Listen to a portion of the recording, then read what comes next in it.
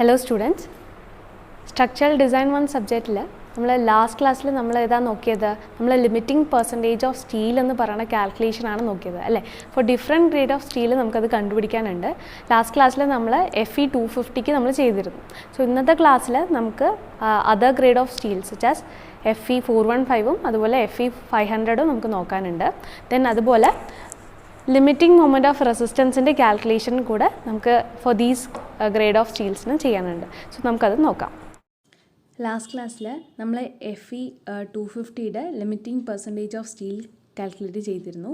So നമുക്ക് കിട്ടിയ value എന്ന് പറയുന്നത് 21.97 FCK FI ആണ്. സോ നമ്മൾ ഇന്ന് നോക്കാൻ പോണത് FE 415യുടെ ലിമിറ്റിംഗ് പെർസെൻറ്റേജ് ഓഫ് സ്റ്റീലാണ്, അതേപോലെ FE 500ൻ്റെയും. സോ ഫസ്റ്റ് നമുക്ക് FE 415യുടെ കാൽക്കുലേറ്റ് ചെയ്യാം. ഓക്കെ, സോ എന്താണ് ഫോർമുല?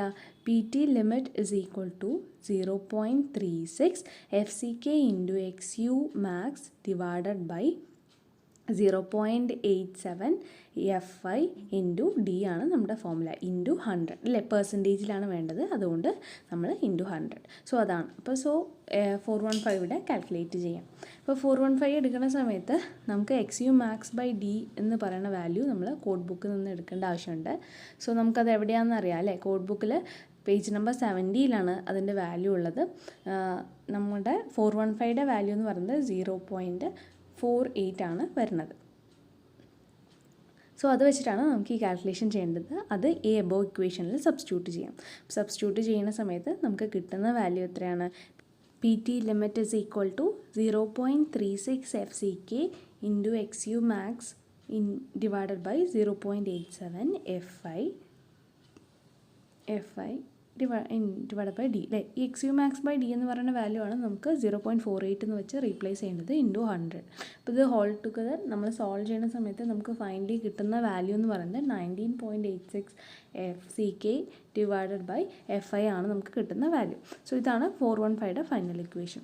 നെക്സ്റ്റ് എന്ന് പറയുന്നത് നമുക്ക് 500 FE 500 ഗ്രേഡ് ഓഫ് സ്റ്റീലിന് നമുക്ക് നോക്കാം. സോ സെയിം ഫോർമുലയാണ് നമ്മൾ കണ്ടുപിടിക്കേണ്ടത്. അപ്പോൾ ആദ്യം നമുക്ക് XU മാക്സ് ബൈ D കണ്ടുപിടിക്കണം. അത് കോഡ് ബുക്കിൽ പേജ് നമ്പർ 70 നോക്കുമ്പോൾ 0.46 എന്ന വാല്യൂ ആണ് XU മാക്സ് ബൈ Dക്ക് കിട്ടുക. Then we will be substituting the values on that equation. So 0.36 FCK divided by FC, XU max by Dക്ക് പകരം 0.46 എന്ന് പറഞ്ഞ വാല്യൂ നമുക്ക് സബ്സ്റ്റിറ്റ്യൂട്ട് ചെയ്യാം. 46 വാല്യൂ ഇൻറ്റു 100. അപ്പോൾ ഇത് ഓൾ ടുഗദർ സോൾവ് ചെയ്യുന്ന സമയത്ത് നമുക്ക് ഫൈനലി കിട്ടുന്ന വാല്യൂ എന്ന് പറയുന്നത് 18.87 FCK ഡിവൈഡഡ് ബൈ FI ആണ്. ഓക്കെ, അപ്പോൾ ഇതാണ് നമുക്ക് കിട്ടുന്ന ഫൈനൽ വാല്യൂ. ഓക്കെ, ഇത്രയുമാണ് നമ്മുടെ ലിമിറ്റിംഗ് പെർസെൻറ്റേജ് ഓഫ് സ്റ്റീൽ എന്ന് പറയുന്നത് four different grade of steel. Next നമുക്ക് നോക്കേണ്ട topic limiting moment of resistance ആണ്. അപ്പോൾ ലിമിറ്റിംഗ് മൊമെൻറ്റ് ഓഫ് റെസിസ്റ്റൻസ് എങ്ങനെ കാൽക്കുലേറ്റ് ചെയ്യുക? ലിമിറ്റിംഗ് മൊമെൻറ്റ് ഓഫ് റെസിസ്റ്റൻസ് എന്ന് പറയുന്നത് നമുക്ക് ഓരോ ഡിഫറെൻറ്റ് ഗ്രേഡ് ഓഫ് സ്റ്റീലിന് കാൽക്കുലേറ്റ് ചെയ്യേണ്ട ആവശ്യമുണ്ട്. So MU limit is equal to 0.36 XU max divided by D into 1 minus 0.42 into XU max by D into BD square into FCK എന്നാണ് ഇതിൻ്റെ formula അല്ലേ. FCK എന്നാണ് ഇതിൻ്റെ ഫോർമുല. നമ്മൾ എന്ത് ചെയ്തു? നമ്മൾ ഈ ഫോർമുല എവിടെ നിന്നാണ് നമുക്ക് കിട്ടുക? നമുക്ക് നമ്മുടെ കോഡ് ബുക്കിൽ പേജ് നമ്പർ 96 നമ്മുടെ ഈ ഇക്വേഷൻ ഉള്ളത്. ഓക്കെ, സോ നമ്മളിതിൽ എന്ത് ചെയ്തു? XU മാക്സ് ബൈ D എന്ന് പറയുന്നത് 0.53 നമുക്കറിയാം, അത് സബ്സ്റ്റിറ്റ്യൂട്ട് ചെയ്യുകയാണ് ചെയ്യുന്നത്. സോ MU ലിമിറ്റിൽ നമ്മൾ സബ്സ്റ്റിറ്റ്യൂട്ട് ചെയ്യുന്ന സമയത്ത് എന്താണ്? 0.36 ഇൻറ്റു 0.53 1 മൈനസ് 42 ഇൻറ്റു 0.53 അല്ലേ. ഇൻറ്റു എൻ്റെ കൂടെ നമുക്ക് എന്തുണ്ട്? BD സ്ക്വയറും ഉണ്ട്, പിന്നെ ഇൻറ്റു FCK ഉണ്ട്. അപ്പോൾ ബീമിൻ്റെ സൈസ് അതേപോലെ FCK ആ തന്നിരിക്കുന്ന ക്യൂബിൻ്റെ ക്യാരക്ടറിസ്റ്റിക് സ്ട്രെങ്ത് എങ്ങനെയാണ് എന്നുള്ള കാര്യങ്ങൾ തന്നിട്ടുണ്ടെന്നുണ്ടെങ്കിൽ നമുക്ക് BD സ്ക്വയർ ഇൻറ്റു FCK എന്നുള്ള കാര്യം സബ്സ്റ്റിറ്റ്യൂട്ട് ചെയ്യാൻ പറ്റും. പക്ഷേ ഇവിടെ തന്നിട്ടില്ല അല്ലേ. നമുക്ക് പ്രോബ്ലം ചെയ്യുമ്പോൾ അത് തരുമായിരിക്കും. അപ്പോൾ അങ്ങനെ തരുമ്പോൾ ഫൈനലി നമുക്ക് കിട്ടുന്ന വാല്യൂ എന്ന് പറയുന്നത് 0.149 FCK into B D square എന്നാണ് നമ്മുടെ ഫോർമുല നമുക്ക് കിട്ടുന്നത്. ഓക്കെ, ഇതേപോലെ തന്നെ നമുക്ക് എന്തിൻ്റെ ചെയ്യണം, FE 415യുടെയും ചെയ്യണം, അതുപോലെ FE 500 ചെയ്യണം. അപ്പോൾ ആദ്യം 415 ചെയ്യാം. ചെയ്യുന്ന സമയത്ത് എന്താണ്, അവിടെ XU_max/D നമ്മൾ എത്രയാണ് നേരത്തെ എടുത്തത്, 0.48 ആണ് അല്ലേ. അപ്പോൾ സെയിം ഇക്വേഷനിൽ സബ്സ്റ്റിറ്റ്യൂട്ട് ചെയ്യുക, എന്നിട്ട് limiting moment of resistance for this grade of steel calculate ചെയ്യാം. 0.36 into 0.48 into 1 minus 0.48 into 0.42 into B D square into FCK അല്ലേ, അതാണ് ഫോർമുല. സോ എഗെയിൻ സബ്സ്റ്റിറ്റ്യൂട്ട് ചെയ്യുന്ന സമയത്ത് നമുക്ക് ഫൈനൽ ഇക്വേഷൻ കിട്ടുന്നത് എത്രയാണ്, നമുക്ക് ഫൈനൽ ഇക്വേഷൻ കിട്ടുന്നത് 0.138 FCK into B D square എന്നായിരിക്കും നമ്മുടെ ഫൈനലായിട്ട് കിട്ടുന്ന ഫോർമുല. ഓക്കെ, സോ ഇപ്പോൾ നമ്മൾ FE 415 കണ്ടു. ഇനി അതേപോലെ തന്നെ FE 500നെയാണ് നെക്സ്റ്റ് കാൽക്കുലേറ്റ് ചെയ്യുന്നത്. സോ അവിടെ നമുക്ക് എന്തറിയേണ്ട ആവശ്യമുണ്ട്, XU_max/Dയുടെ വാല്യൂ എത്രയാണെന്നുള്ളത് അറിയണം, വിച്ച് ഇസ് ഈക്വൽ ടു 0.46 ആണ് നമുക്കറിയാം അല്ലേ. കോഡ് ബുക്കിലെ പേജ് നമ്പർ 70 നോക്കിയാൽ നമുക്ക് ആ വാല്യൂ കിട്ടും.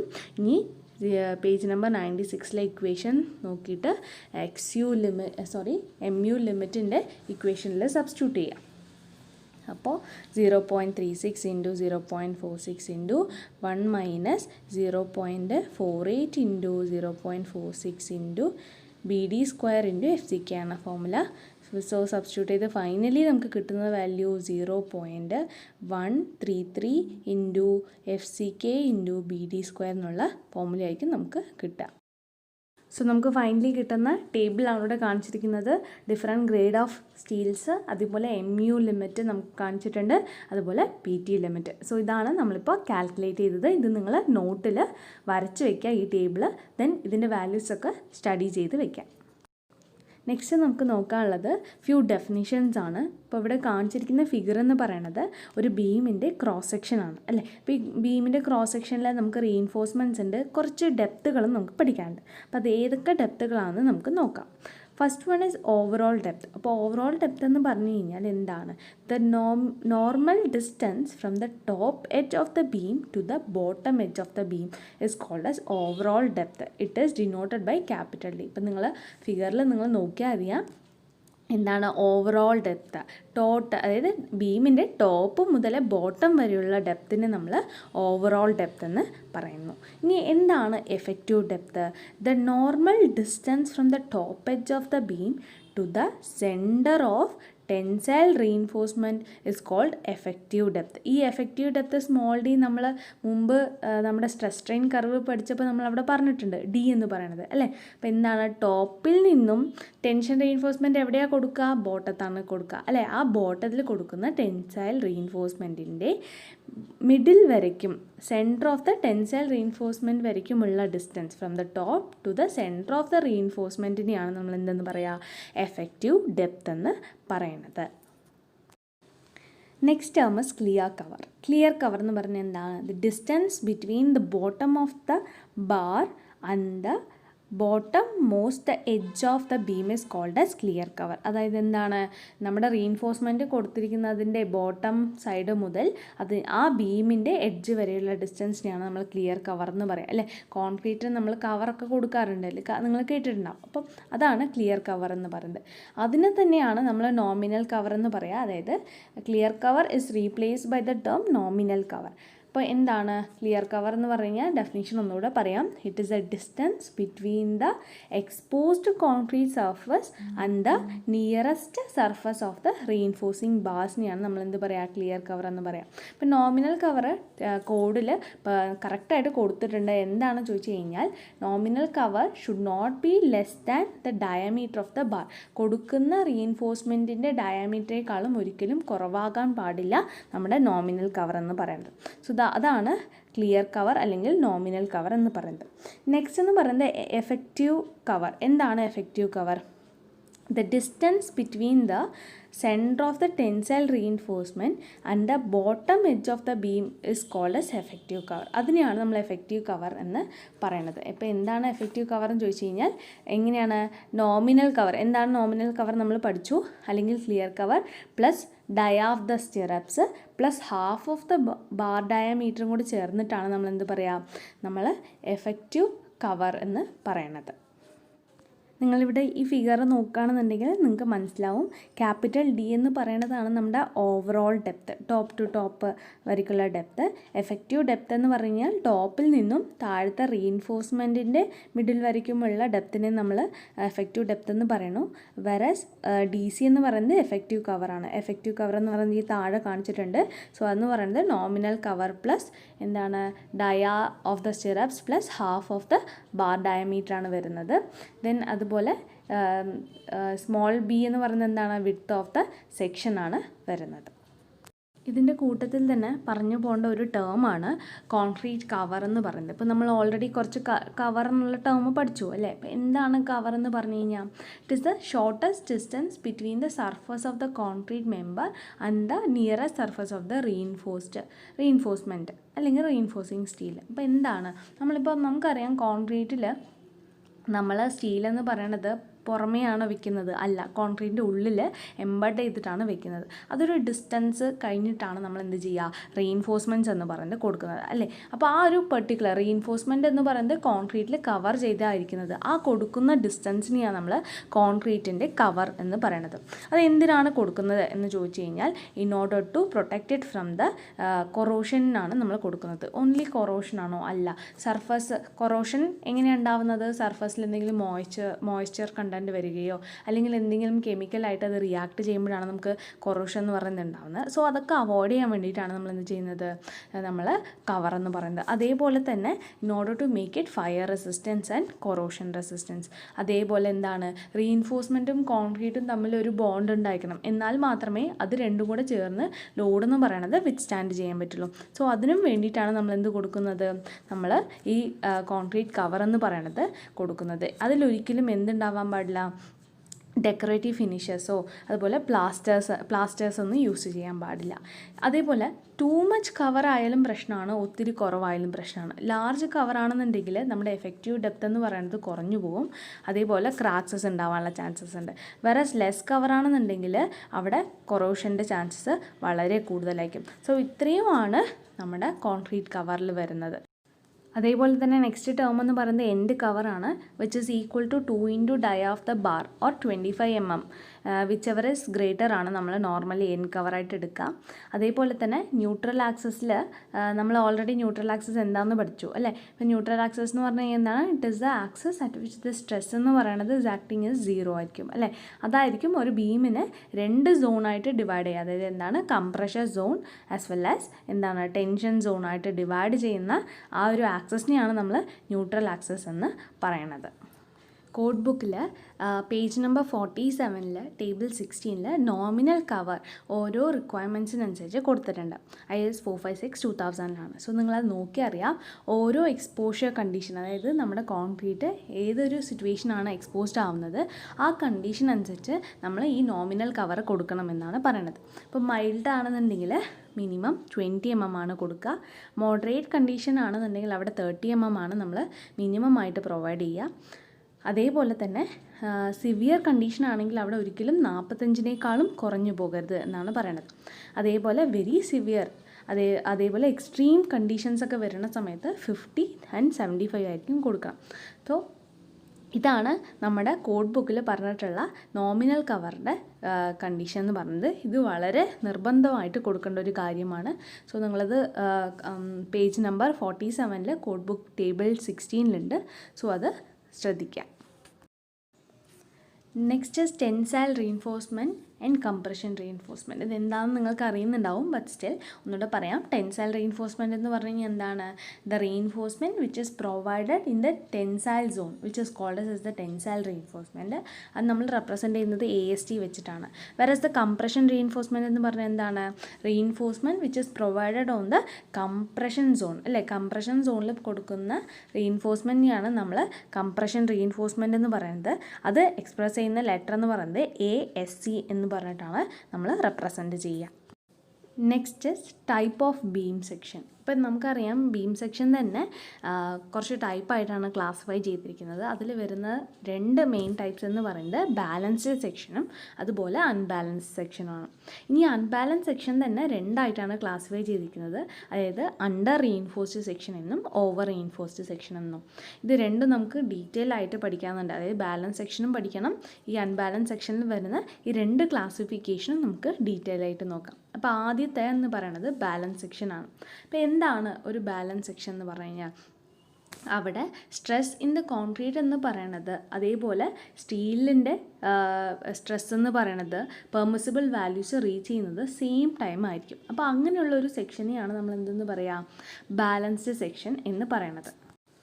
That is this is a section in which the quantity of steel provided is such that when the most distant concrete fiber in the compression zone reaches the allowable stress in compression. അതായത് എന്താണെന്ന് വെച്ച് കഴിഞ്ഞാൽ കോൺക്രീറ്റും അതേപോലെ സ്റ്റീലെന്ന് പറയണത് at A time ആയിരിക്കും അതിൻ്റെ permissible value reach ആവുക. അതാണ് ഇവിടെ ഉദ്ദേശിക്കുന്നത്.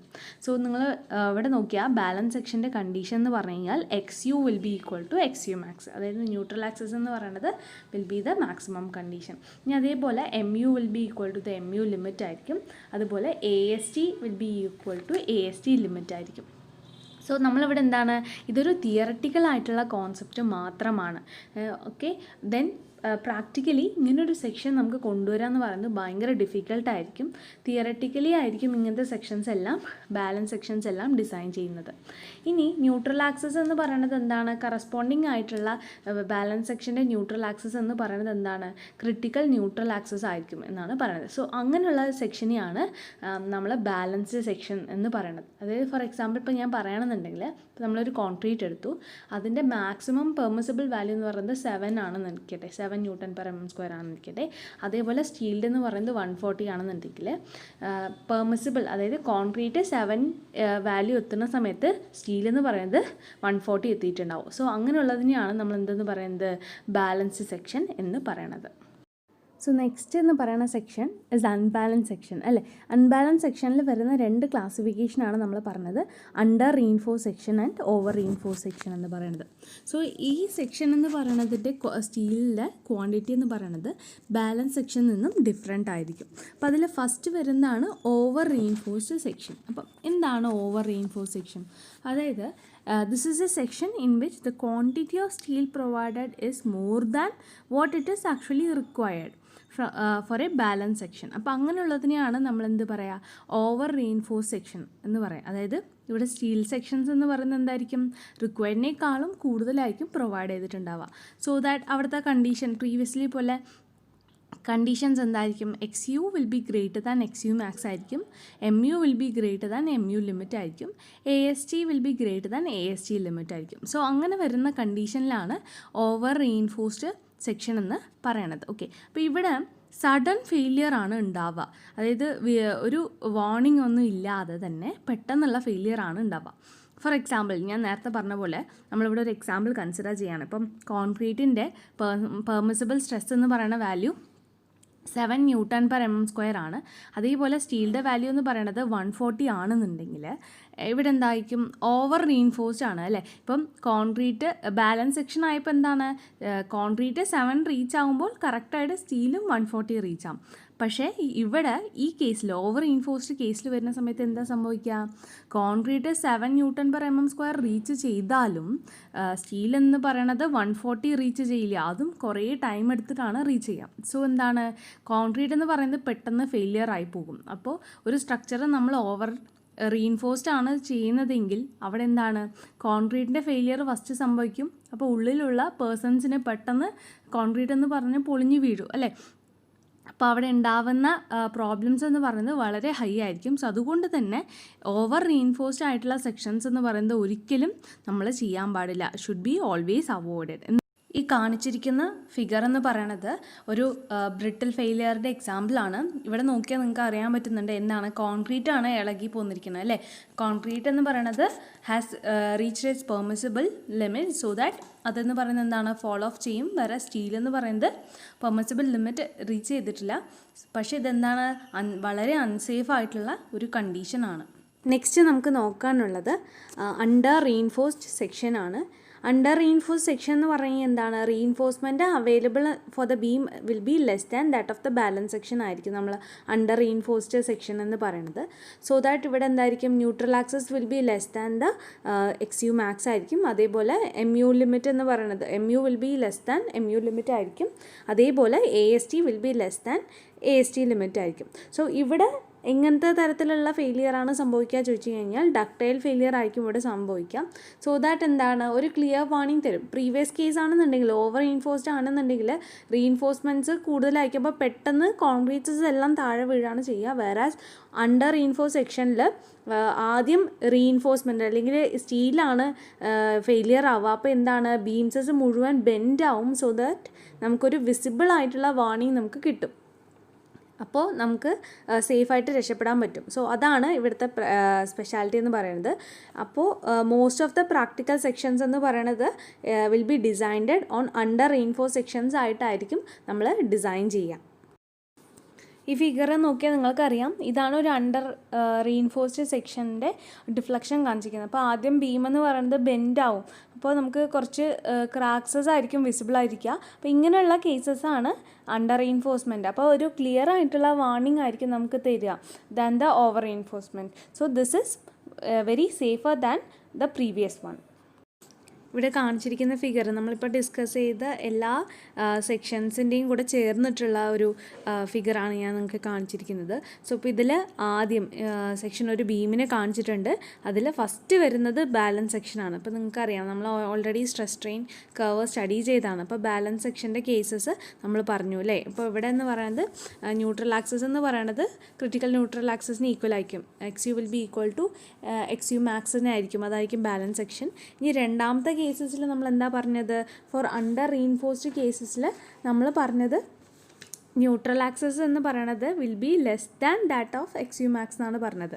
വേറാസ് തേർഡ് കേസസ് ആണെന്നുണ്ടെങ്കിൽ അവിടെ ന്യൂട്രൽ ആക്സസ് ഡെപ്ത് എന്ന് പറയുന്നത് XU will be greater than XU max ആയിരിക്കും. അപ്പോൾ നിങ്ങൾ ഈ ഫിഗറിൽ നോക്കിയാൽ നിങ്ങൾക്ക് വളരെ ക്ലിയർ ആയിട്ട് അത് മനസ്സിലാക്കാൻ പറ്റുന്നുണ്ട്. നെക്സ്റ്റ് നമുക്ക് നോക്കാനുള്ളത് moment of resistance of under reinforce സെക്ഷനാണ്. അപ്പോൾ ഓൾറെഡി നമ്മൾ മൊമെൻറ്റ് ഓഫ് റെസിസ്റ്റൻസ് പഠിച്ചു അല്ലേ, ഓരോ സെക്ഷൻ്റെ പഠിച്ചു. അപ്പോൾ ഇവിടുത്തെ കണ്ടീഷൻ നമുക്ക് നോക്കാം. അണ്ടർ റീഇൻഫോഴ്സ് സെക്ഷൻ എന്ന് പറഞ്ഞു കഴിഞ്ഞാൽ എന്താണ്? നമ്മുടെ അവിടെ കണ്ടീഷൻ എന്താണ്? XU/D എന്ന് പറയുന്നത് will be less than XU max by D ആയിരിക്കും അല്ലേ. നമ്മൾ already page number 96 moment of റെസിസ്റ്റൻസിൻ്റെ ഇക്വേഷൻ പഠിച്ചിട്ടുണ്ടായിരുന്നു. അപ്പോൾ അതിൽ നമുക്ക് കിട്ടിയ ഇക്വേഷൻ എന്തായിരുന്നു? Moment of resistance MU equal to 0.87 Fi into AST into D into 1 minus Fi AST divided by FCK into B into D ആണ്. അപ്പോൾ അതിൻ്റെ നോട്ട്സ് ഞാൻ ഓൾറെഡി തന്നിട്ടുണ്ട്. അപ്പോൾ നിങ്ങൾ അതൊന്നുകൂടെ വയ്ക്കുക. അതേപോലെ കോഡ് ബുക്കും പേജ് നമ്പർ 96 വെച്ച് റെഫർ ചെയ്ത് കഴിഞ്ഞാൽ നിങ്ങൾക്ക് ഈ ഇക്വേഷൻ കാണാൻ പറ്റും. ഇനി ഇതിൻ്റെ സിംപ്ലിഫൈഡ് ആയിട്ടുള്ള ഇക്വേഷനാണ് ഞാൻ താഴെ കൊടുത്തിരിക്കുന്നത്. That is MU is equal to 0.87 Fi AST into D minus 0.42 into XU എന്ന് പറഞ്ഞ ഫോർമുല. ഇതെന്ന് പറയുന്നത് ഭയങ്കര ഇമ്പോർട്ടൻ്റ് ആയിട്ടുള്ള ഫോർമുലയാണ്.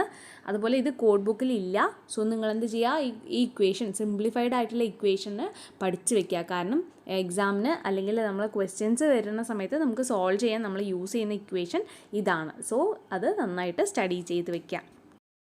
അതുപോലെ തന്നെ moment of resistance of over reinforced സെക്ഷൻ്റെയും നമുക്ക് നോക്കാനുണ്ട് അല്ലേ. അപ്പോൾ അതും പേജ് നമ്പർ 96 IS 456/2000 പറഞ്ഞിട്ടുണ്ട്. നമ്മൾ നേരത്തെ പറഞ്ഞ കണ്ടീഷൻ്റെ തൊട്ട് താഴെയായിട്ടാണ് ആ ഇക്വേഷൻ കൊടുത്തിട്ടുള്ളത്. നമ്മൾ ഓൾറെഡി പഠിച്ചതാണ് അല്ലേ. അപ്പോൾ ഡെപ്ത് ഓഫ് ന്യൂട്രൽ ആക്സസ് ഇവിടെ എന്താണ്? XU/D is equal to 0.87 Fi AST divided by 0.36 FCK B into D ആണ് വരിക. ഇവിടുത്തെ കണ്ടീഷൻ എന്താണ്? XU/D which is greater than XU max by D ആണ് അല്ലേ. ഇവിടെ എന്താണ്? ഓവർ റീഇൻഫോഴ്സ്ഡ് ആണ്. അപ്പോൾ XU/D എന്ന് പറയുന്നത് greater than that of XU max by D ആയിരിക്കും. സോ XU/D എന്ന് പറയുന്നത് എന്ത് ചെയ്യണം? Should be limited to XU max by D അല്ലേ. കോഡ് ബുക്കിൽ അത് വളരെ ക്ലിയർ ആയിട്ട് തന്നെ പറഞ്ഞിട്ടുണ്ട്. നിങ്ങൾ ആ പേജ് നമ്പർ 96 എടുത്ത് വായിച്ച് നോക്കിയാൽ അത് നിങ്ങൾക്ക് അറിയുന്നുണ്ടാവും. സോ ഇവിടുത്തെ ഇക്വേഷൻ എന്താണ്? നമ്മൾ ഓൾറെഡി നമ്മളത് പഠിച്ച ഇക്വേഷനാണ്. MU is equal to MU limit is equal to 0.36 XU max divided by d into 1 minus 0.42 into XU_max/d into BD² FCK ആണ് ഫോർമുല അല്ലേ. അതിൻ്റെ സിംപ്ലിഫൈഡ് ആയിട്ടുള്ള ഫോർമുലയാണ് 0.36 FCK/B into XU_max into D minus 0.42 into XU_max എന്ന് പറയണത്. ഈ final ഫോർമുലയും നമ്മുടെ code ബുക്കിലില്ല. So അത് നിങ്ങൾ നന്നായിട്ട് പഠിച്ചു വയ്ക്കുക. അതായത് എന്താണ്, നമുക്കിവിടെ ആകെ moment of resistance of under റെയിൻഫോഴ്സ്ഡിലും അതുപോലെ ഓവർ റെയിൻഫോഴ്സ്ഡിലും ഒരു ഇക്വേഷൻ എന്ന് പറയണത്, നമുക്ക് മൊമെൻറ്റ് ഓഫ് റെസിസ്റ്റൻസിൻ്റെ ഒരു ഇക്വേഷൻ എന്ന് പറയുന്നത്, അതായത് രണ്ടിലും ഓരോരോ ഇക്വേഷൻ നമ്മുടെ കോഡ് ബുക്കിലുണ്ട്. സിംപ്ലിഫൈഡ് ആയിട്ടുള്ള ഈ 2 ഇക്വേഷൻസ് നമ്മൾ പഠിച്ചു വയ്ക്കുക. അതേപോലെ neutral axis, depth of neutral ആക്സിസിൻ്റെ അതും നമ്മുടെ ഇതിലുണ്ട്, കോഡ് ബുക്കിലുണ്ട്. സോ അതൊന്നും പഠിക്കേണ്ട ആവശ്യമില്ല. ഈ 2 സിംപ്ലിഫൈഡ് ഇക്വേഷൻസ് മാത്രം കറസ്പോണ്ടിങ് ആയിട്ടുള്ള അണ്ടർ റെയിൻഫോഴ്സ്ഡിൻ്റെയും ഓവർ റെയിൻഫോഴ്സ്ഡിൻ്റെയും പഠിച്ചു വയ്ക്കുക. സോ ഇന്നത്തെ ക്ലാസ് കൺക്ലൂഡ് ചെയ്യാം. ഇന്നത്തെ ക്ലാസ്സിൽ നമ്മൾ ആദ്യം തുടങ്ങിയത് limiting percentage of steel and limiting moment calculation for different grade of സ്റ്റീലിനായിരുന്നു നമ്മൾ പഠിച്ചത്. അതിൻ്റെ വാല്യൂസസ് നമ്മൾ എഴുതിയിരുന്നു അല്ലേ. ലാസ്റ്റ് ഒരു ടേബിൾ എഴുതിയിരുന്നു. സോ ആ ടേബിൾ നിങ്ങൾ ബുക്കിൽ വരയ്ക്കുക. അതേപോലെ ഇക്വേഷൻസ് എല്ലാം പറഞ്ഞു തന്നെ എല്ലാ ഇക്വേഷൻസും ബുക്കിൻ്റെ ബാക്കിൽ എല്ലാം എഴുതുക. സോ ദാറ്റ് നിങ്ങൾക്ക് ഇനി പ്രോബ്ലംസ് ചെയ്യുമ്പോൾ ഈസി ആയിരിക്കും. പിന്നെ നമ്മൾ നോക്കിയത് ടേംസ് ആൻഡ് ഡെഫിനിഷൻസ് ആണ്. അതിൽ കവർ, ക്ലിയർ കവർ അങ്ങനെയുള്ള കുറച്ച് ടേംസ് പഠിച്ചിരുന്നു. അതെല്ലാം വളരെ ക്ലിയർ ആയിട്ട് തന്നെ മനസ്സിലാക്കുക. ദെൻ അതിനുശേഷം നമ്മൾ നോക്കിയത് ഡിഫറെൻറ്റ് സെക്ഷൻസ് ആയിരുന്നു അല്ലേ. Balanced and unbalanced sections. അൺബാലൻസിൽ വീണ്ടും ക്ലാസിഫിക്കേഷൻ വന്നു. അതായത് എന്താണ്, ഓവർ റീൻഫോഴ്സ്ഡും അണ്ടർ റീൻഫോഴ്സ് സെക്ഷൻസും അല്ലേ നമ്മൾ നോക്കി. ദെൻ ലാസ്റ്റ് നമ്മൾ നോക്കിയത് മൊമെൻറ്റ് ഓഫ് റെസിസ്റ്റൻസ് ആയിരുന്നു. മൊമെൻറ്റ് ഓഫ് റെസിസ്റ്റൻസിൻ്റെ ഇക്വേഷൻസും നന്നായിട്ട് നോട്ട് ചെയ്ത് വയ്ക്കാം. അടുത്ത ക്ലാസ്സിൽ നമുക്കതിൻ്റെ പ്രോബ്ലംസ് ചെയ്യാം.